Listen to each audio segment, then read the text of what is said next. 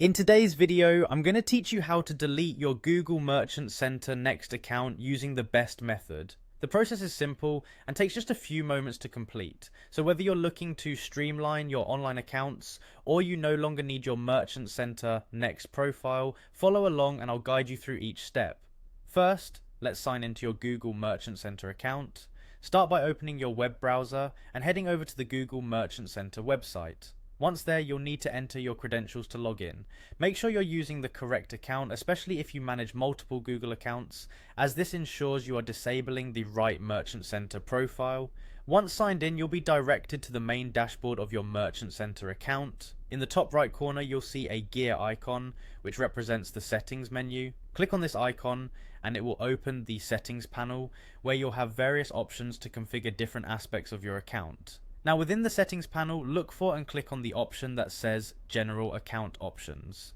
This section contains important settings related to your account management, including the ability to remove the account entirely from Google Merchant Center Next. As you scroll through the General Account Options, you'll come across a section titled Close Merchant Center Account.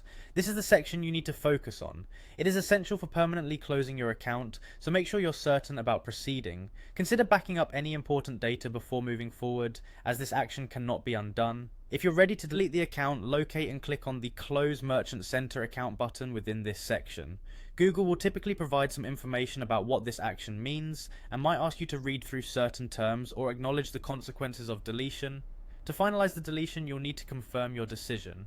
There's a tick box with a message that says, "Yes, I want to permanently close this Merchant Center account." Place a check mark in this box. This vital step is Google's way of ensuring that you are voluntarily and knowingly choosing to close the account.